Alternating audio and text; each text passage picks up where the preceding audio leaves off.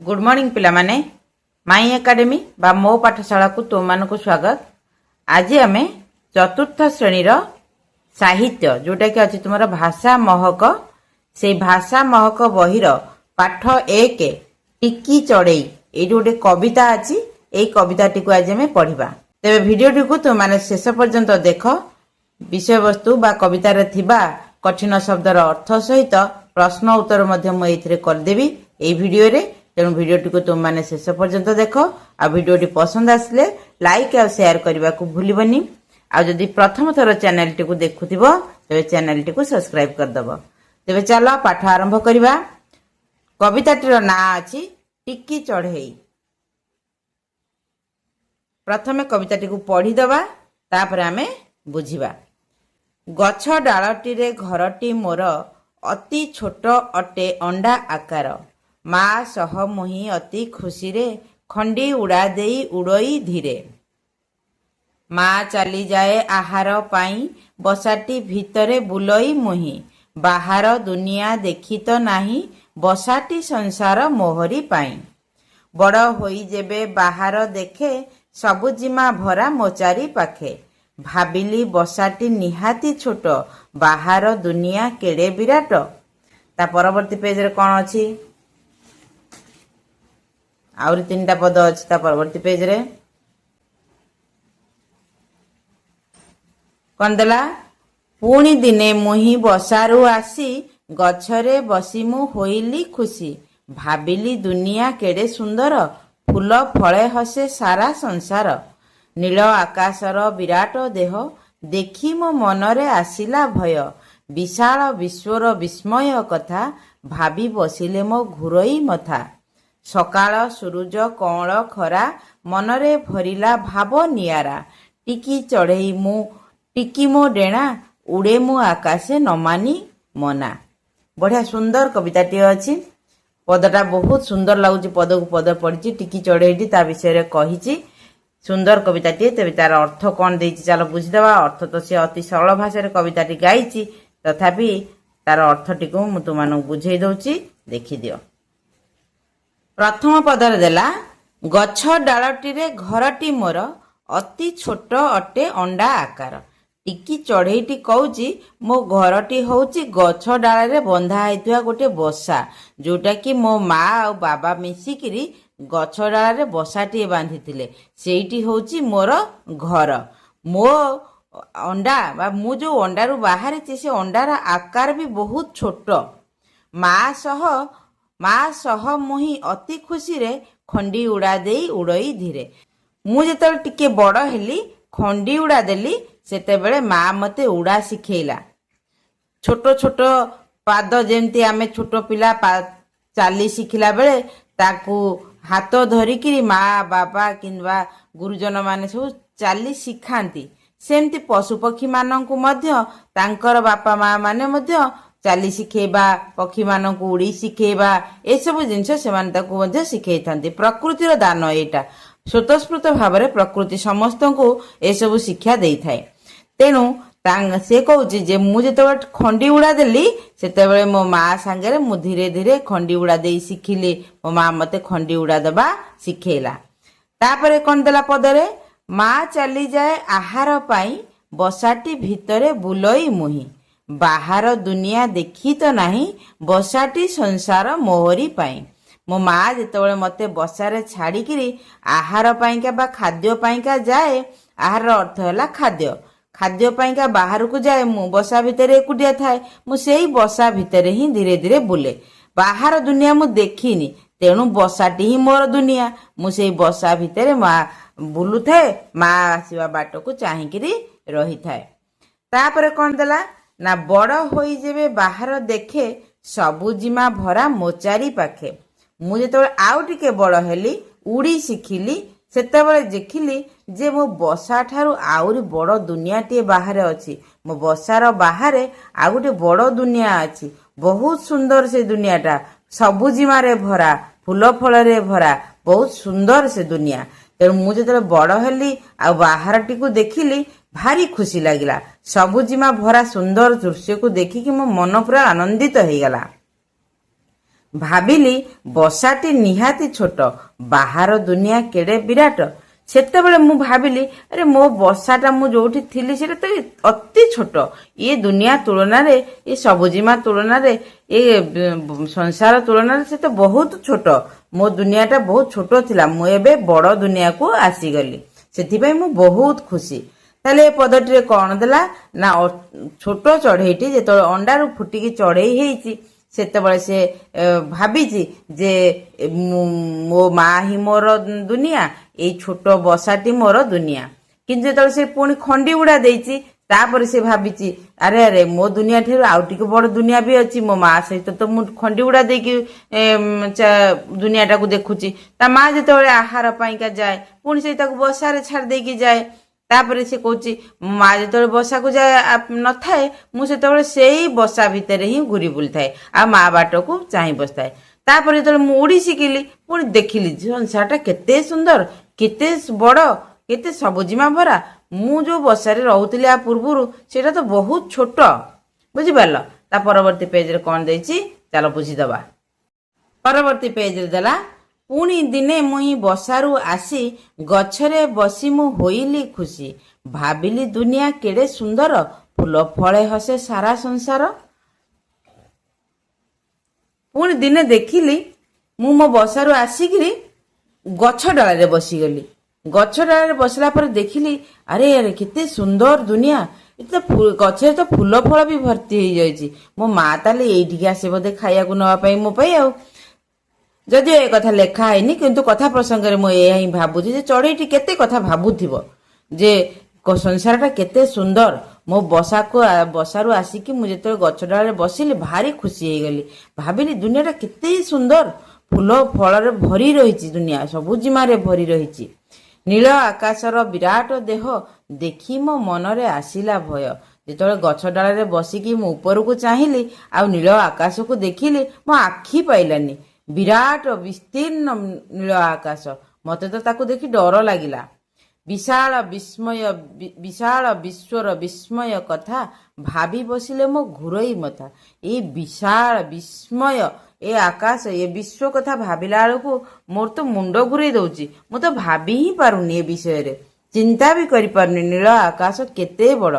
କାହିଁ ନୀଳ ଆକାଶ, କାହିଁ ମୋର ସେଇ ଛୋଟିଆ ବସା ଯୋଉଠିକି ମୁଁ ଜନ୍ମ ନେଇଛି, ଯୋଉଠି ମୁଁ ଲାଳିତ ପାଳିତ ହେଇଛି, ଯୋଉଠି ମୋ ମା ମତେ ଖଣ୍ଡି ଉଡ଼ା ଶିଖେଇଛି, ଯୋଉଠି ମୋ ମା ମତେ ଥଣ୍ଟରେ ଆହାର ଦେଇକି ବଡ଼ କରିଛି, ସେ ଛୋଟ ବସାଟି କେତେ ଛୋଟ ଏ ଦୁନିଆ ତୁଳନାରେ।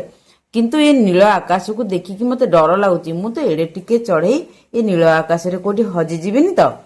ତେଣୁ ନୀଳ ଆକାଶକୁ ଦେଖିକି ମୋ ମନରେ ଭୟ ଆସୁଛି। ବିଶାଳ ବିସ୍ମୟ ବିଶ୍ୱର କଥା ଭାବିଲା ବେଳକୁ ମୋ ମୁଣ୍ଡ ଘୁରେଇ ଦଉଛି। ତା ପର ପଦରେ କଣ ଦେଇଛି, ସକାଳ ସୂରୁଜ କଅଁଳ ଖରା ମନରେ ଭରିଲା ଭାବ ନିଆରା। ସକାଳର ସୂର୍ଯ୍ୟ ଯେତେବେଳେ ମୁଁ ତାଙ୍କୁ ଦେଖିଲି ଉଦୟ ହେବାର, ସେତେବେଳେ ମୋ ମନରେ ନୂଆ ନୂଆ ଆଶା ସଞ୍ଚାର ହେଲା। ପ୍ରତ୍ୟେକଟି ଅନ୍ଧାର ରାତିର ପରେ ଆସିଥାଏ ସକାଳର ସୂର୍ଯ୍ୟ ବା ଆଲୋକର ପର୍ବ ବା ଆଲୋକର ଦିନ। ପ୍ରତ୍ୟେକ ଅନ୍ଧାର ପଛରେ ଥାଏ ଆଲୋକ, ପ୍ରତ୍ୟେକ ଅନ୍ଧାର ପରେ ଆସେ ଆଲୋକ, ପ୍ରତ୍ୟେକ ପରାଜୟ ପରେ ଆସେ ବିଜୟ। ତେଣୁ এই ନୂତନ ସକାଳ, ପ୍ରତ୍ୟେକଟି ନୂତନ ସକାଳ ଗୋଟେ ନୂଆ ଭାବନା, ନୂଆ ଚିନ୍ତାଧାରା, ନୂତନ ଆଶାର ସଞ୍ଚାର କରିଥାଏ। ତେଣୁ ଯେତେବେଳେ ସକାଳର ସୂରୁଜ ଦେଖିଲି ମନରେ ଆହୁରି ଅନେକ ନୂତନ ଉତ୍ସାହ ଭରିଗଲା। ଆଉ ମୁଁ ଟିକି ଚଢ଼େଇ, ମୁଁ ଟିକି ଡେଣା ମେଲେଇ ମୁଁ ନୀଳ ଆକାଶକୁ ଉଡ଼ିଗଲି। କାହାରି କିଛି କଟକଣା ନାହିଁ, କୌଣସି କଥା ନ ମାନି ମୁଁ ନୀଳ ଆକାଶକୁ ଉଡ଼ିଗଲି। ମନରେ ଭୟ ନାହିଁ, ଆଶଙ୍କା ନାହିଁ, ଖୁସିରେ ଆନନ୍ଦରେ ମୁକ୍ତ ବିହଙ୍ଗ ମୁଁ ନୀଳ ଆକାଶରେ ଉଡ଼ି ବୁଲିଲି। ମୋର ଖୁସିରେ ମୋର ସୀମା ନାହିଁ। ଟିକି ଚଢ଼େଇଟି ଯେତେବେଳେ ତା ନିଜ କଥା କହୁଛି, ଜନ୍ମରୁ ତାର ମୁକ୍ତି ପର୍ଯ୍ୟନ୍ତ, ମାନେ ଜନ୍ମ ଥିଲା ପୂର୍ବରୁ ସେ ଗୋଟିଏ ଅଣ୍ଡା ଭିତରେ ବନ୍ଦୀ ଥିଲା, ବନ୍ଦୀ ଜୀବନରୁ ମୁକ୍ତି ଜୀବନ। ଅଣ୍ଡା ଭିତରେ ଯେତେବେଳେ ବନ୍ଦୀ ଥିଲା ସେତେବେଳେ ତାର କିଛି ଭାବନା ନଥିଲା। ଯେତେବେଳେ ଅଣ୍ଡାରୁ ଫୁଟିଲା ଛୋଟ ଛୁଆଟିଏ, ସେତେବେଳେ ସେ ଜାଣିଲା ଯେ ସଂସାର କହିଲେ ତା ମା ଆଉ ଏଇ ଛୋଟ ବସାଟିଏ। କିନ୍ତୁ ଯେତେବେଳେ ତାଠୁ ଟିକେ ଖଣ୍ଡି ଉଡ଼ା ଶିଖିଲା ସେ ଜାଣିଲା ତା ବସା ଠାରୁ ବଡ଼ ଆଉ ଗୋଟେ ବଡ଼ ଦୁନିଆ ଅଛି। ଯେତେବେଳେ ସେ ଦୁନିଆରୁ ବାହାରିକି ଗଛ ଡାଳରେ ବସିଲା ସେତେବେଳେ ଜାଣିଲା ସେ ବସାଟା ତାର ଏତେ ଛୋଟ। ଏ ଗଛ ଡାଳରେ ବସିବା ଦ୍ୱାରା ସେ ବିରାଟ ଆକାଶ ବିସ୍ତୀର୍ଣ୍ଣ ସୁନୀଳ ଆକାଶକୁ ଦେଖିଲା। ସେତେବେଳେ ସେ ମନରେ ଭୟ ତ ଜାତ ହେଲା, ପୁଣି ଭାବି ନେଲା ଯେ ନୂତନ ସମ୍ଭାବନାର ଏଇଟା ହେଉଛି ସଂକେତ। ତେଣୁ ସୂର୍ଯ୍ୟ ଉଦୟ ସଙ୍ଗେ ସଙ୍ଗେ ସେ ନୀଳ ଆକାଶକୁ ଉଡ଼ିଗଲା ନୂତନ ସମ୍ଭାବନାର ସହିତ। ମନରେ ତାର ଭୟ ନଥିଲା, ଆଶଙ୍କା ନଥିଲା, କିନ୍ତୁ ଆନନ୍ଦ ଆଉ ଉତ୍ସାହ ଭରି ରହିଥିଲା, ଯାହାଫଳରେ ସେ କିଛି ନ ମାନି ନୀଳ ଆକାଶକୁ ଉଡ଼ିଗଲା। এই ସୁନ୍ଦର କବିତାଟି ତୁମମାନଙ୍କ ମନରେ ନିଶ୍ଚିତ ଭାବରେ ନୂତନ ଆଶା ସଞ୍ଚାର କରିଥିବ। ନୂଆ କିଛି କରିବାର ଭାବନା ମଧ୍ୟ ମନରେ ଜାଗ୍ରତ ହେଇଥିବ। ଛୋଟ ଦୁନିଆରୁ ବଡ଼ ଦୁନିଆକୁ ଗଲା ପରେ ମନରେ କେଉଁଭଳି ପ୍ରକାର ପ୍ରତିବନ୍ଧକ ଆସେ ବା ମନରେ କେଉଁ ପ୍ରକାର ଭାବନା ଆସେ, ଏହିସବୁ ଟିକି ଚଢ଼େଇଠାରୁ ଶିଖିବାର ଅଛି। ଭୟ ସହିତ ଭାବନା ମଧ୍ୟ ଯୋଡ଼ି ହେଇଥାଏ, ସମ୍ଭାବନା ମଧ୍ୟ ଯୋଡ଼ି ହେଇଥାଏ। ତେଣୁ ଟିକି ଚଢ଼େଇଟି ପ୍ରତ୍ୟେକଟି କଥାକୁ ସେ ଭାବିଛି। ବନ୍ଦୀର କଥା ଭାବିଛି, ମୁକ୍ତିର କଥା ଭାବିଛି, ଭୟ କଥା ଭାବିଛି, ଆନନ୍ଦର କଥା ମଧ୍ୟ ଭାବିଛି। ବୁଝିପାରୁଛ? ତେବେ ବିଷୟବସ୍ତୁଟା ତୁମମାନଙ୍କୁ ବୁଝେଇଦେଲି। ତେବେ ତାର ଛୋଟ ଛୋଟ ଶବ୍ଦ କ'ଣ ଦେଇଛି, ନୂଆ ନୂଆ ଶବ୍ଦ ଦେଇଛି, ତୁମେ କ'ଣ ପଢ଼ିଲ ସେ ଭିତରେ, ଏଇ କବିତା ଭିତରେ ଏଇ ଶବ୍ଦ ଗୁଡ଼ିକ ସବୁ ଅଛି। କ'ଣ ଅଛି? ଟିକି, ଟିକି ମାନେ ତ ତୁମେ ଜାଣିଛ ଛୋଟ। ଆହାର, ଆହାର ମାନେ ଖାଦ୍ୟ। ସଂସାର କହିଲେ ପରିବାର। ସବୁଜିମା ମାନେ ଗଛଲତା ଭରା ପରିବେଶ। ଧରା ହେଲା ପୃଥିବୀ। କଅଁଳ ମାନେ କଅଁଳିଆ। ପତ୍ରକୁ କହିଲେ କଅଁଳିଆ ପତ୍ର ହବ, କିମ୍ବା ସୂର୍ଯ୍ୟଙ୍କର କଅଁଳ କିରଣ କହିଲେ ସୂର୍ଯ୍ୟ ଉଦୟ ହେବା ସମୟରେ ଯେଉଁ କିରଣ ସେଟାକୁ କଅଁଳ ମଧ୍ୟ କହିପାରିବା। ବିଶ୍ୱ କହିଲେ ମଧ୍ୟ ଆମର ପୃଥିବୀକୁ ବୁଝେଇବ। ବିସ୍ମୟ ମାନେ ଆଶ୍ଚର୍ଯ୍ୟ। ବିଶାଳ ମାନେ ବଡ଼, ବହୁତ ବଡ଼। ନିଆରା କହିଲେ ଅଲଗା କିଛି। ବୁଝିପାରିଲ? ଏସବୁ ଅର୍ଥ ମଧ୍ୟ ମୁଁ ଶବ୍ଦର ଅର୍ଥ ତୁମମାନଙ୍କୁ କହିଦେଲି। ତାପରେ ଦେଖିବା ତାର ପ୍ରଶ୍ନ ଉତ୍ତର କ'ଣ ଦେଇଛି। ଆସ କଥା ହେବା।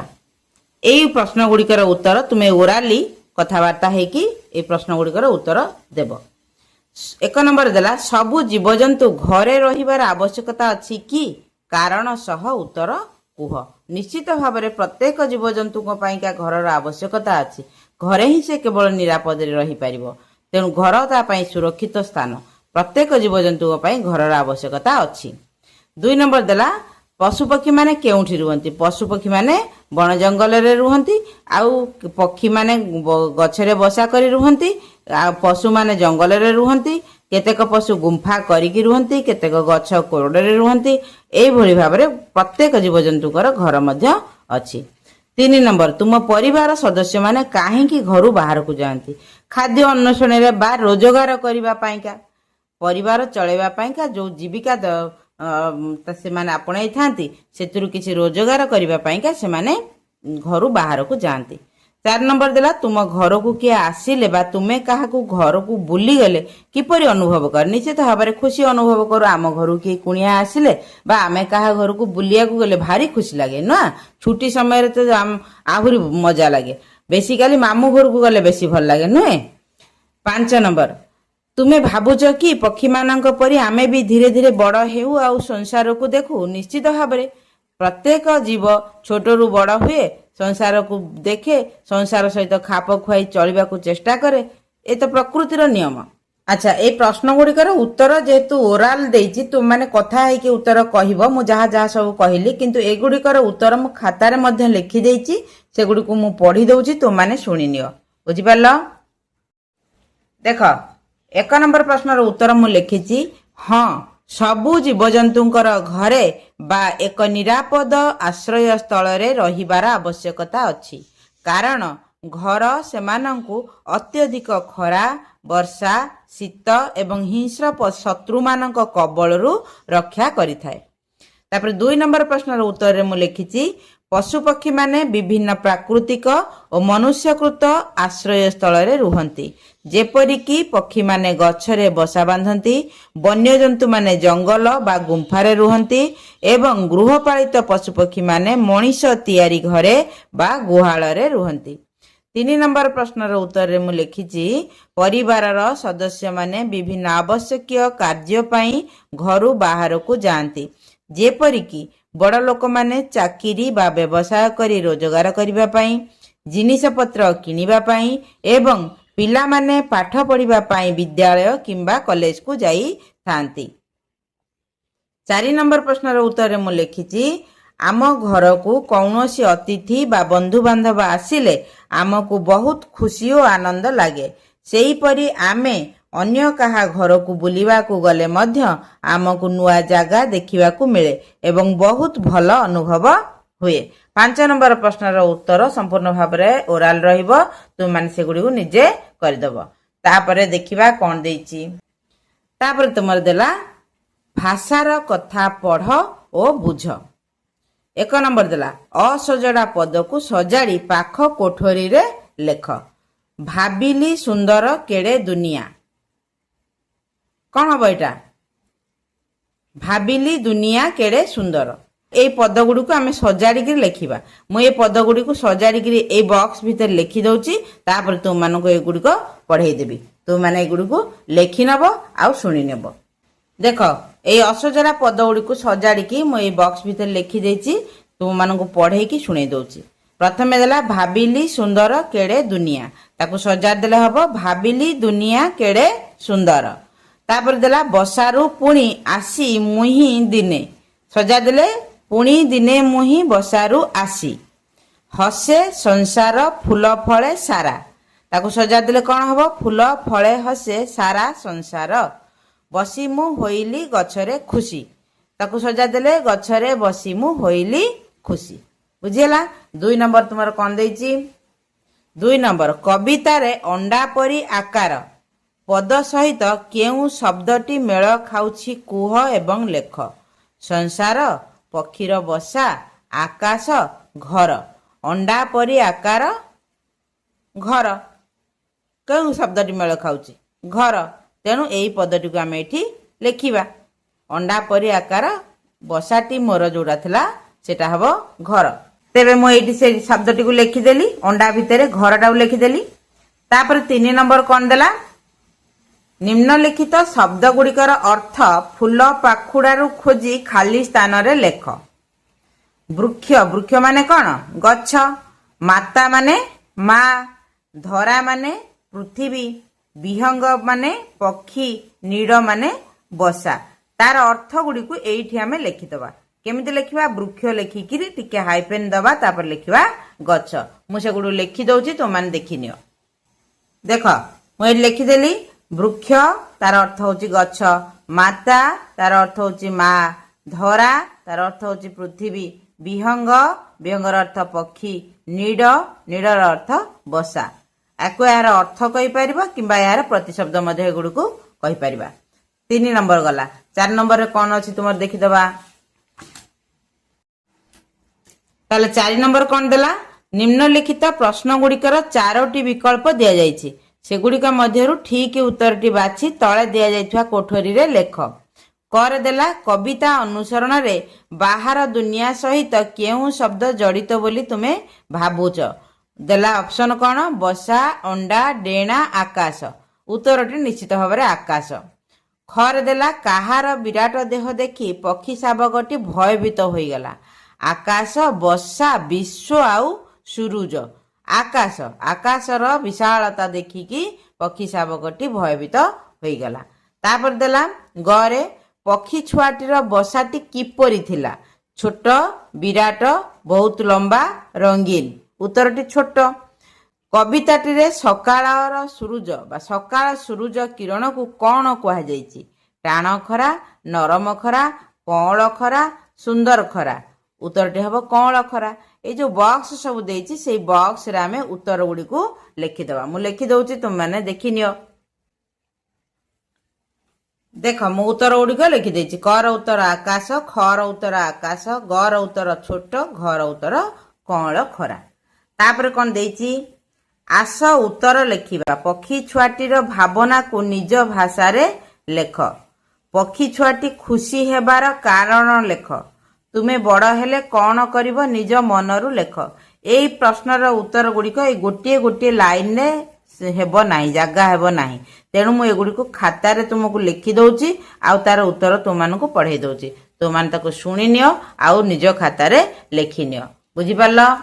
एक नंबर प्रश्नर उत्तर मु कौन लिखी पक्षी छुआटी प्रथमे भाबुथिला जे तार छोट बसाटी ही तार संसार किंतु बड़ होई बाहर को आसीबा परे सबुजिमा सुंदर फूल फल एवं विशाल नील आकाश देखि ए बड़ दुनिया केड़े विराट और विस्मयकर बोली से भाबिला। 2 नंबर प्रश्नर उत्तर मु लिखिछि बसारू बाहर को आसी गछ डाଳରେ बसिबा एवं चारि पाखर सुंदर परिवेश तथा हसुथिबा फूल फल को देखि पक्षी छुआटी खुशी होई गला। तापर 3 नंबर प्रश्नर उत्तर मु लिखिछि एटा तुमर व्यक्तिगत कथा किंतु साधारण भाव उत्तर जहा हबो मु सेटी को लिखि देछि तुमन चाहिले एई उत्तरटी को मध्ये लिखि परिबो। मु बड़ हेले भल पाठ पढ़ी जड़े सत मनीष हेबी एवं आम देश तथा समाजर सेवा करी। बुझीपार तापर तुम ये कौन देला निम्नलिखित कोठरी रे लेखा जाइथिबा वर्ण गुड़ी को मिलाई विभिन्न पक्षी मानकर नाम लेख।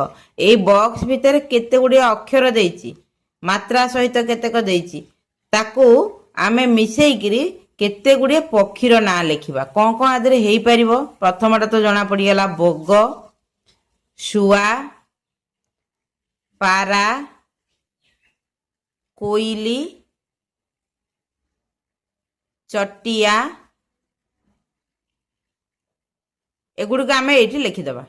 बुझीपारछ मुझे एगुड़ी को लिखि दउची 1 2 3 4टा ऑप्शन देइची 4टा पक्षीर ना ये लिखि दउची तो माने ताको देखि नियो। देख मुझे लिखिदेली तार उत्तर बग पारा शुआ कोइली आउ गोटे आमर रोची चटिया सेटू जगह देनी तेणु मुझे 4टा ही लिखिदेली। तापर देला तुम पाई काम भाव भंगी रे प्रकाश करी देखाओ धीरे धीरे एटा तुम एक्टिंग करके क्लासरूम रे देखेबो खुशी हेले केमती एक्टिंग करिवो भय डरी गले केमती एक्टिंग करिवो खंडी उड़ा चढ़ेटी दउची सेटा को मध्ये अभिनय माध्यम रे देखेबो आउ उभा हे जिबा पूरा आउ उभा हे जिबा माने लुचि जिबा देखा न जिबा एगुड़ी तुम मैंने अभिनय माध्यम रे दर्शेब। तापर देला रंग दियो कोइली रंग देव चढ़ई बसा सहित अंडा तेणु बसार रंग देव गछपत्र रंग देव आ एटा शुआर भी रंग देव एटा तुम पाई काम। अच्छा पिला माने तुमर एई विषयटी बा एई कविताटी तो सरीगला एटी को टिकी चढ़ई कविताटी को मु तुम मानक पढ़ई देली बुझई देली आउ तार कठिन शब्दर अर्थ मध्य कहि देली आ तार अभ्यास प्रश्न उत्तर मध्य कर देली। तेबे आशा करछि तुम माने भल भाबरे बुझी पारथिबो बोली। जदि तुम माने मो पाठ पढ़ाटी को पसंद करथिबो आउ पाठ पढ़ाटी को बुझी पारिथिबो ताहले भिडियोटी को तुम माने तुम सांग मानक सहित शेयर कर दबो आ जदि प्रथम थर चैनल टी को देखुथिबो तबे चैनल टी को सब्सक्राइब कर दबो। आउ एक वीडियो रे तुम मान सहित देखा हबो से पर्यंत सुस्थ रुह सुरक्षित रुह आ सबुठारु बड़ कथा हला प्रकृति को बंचई रखिबारे निजर अवदान दियो।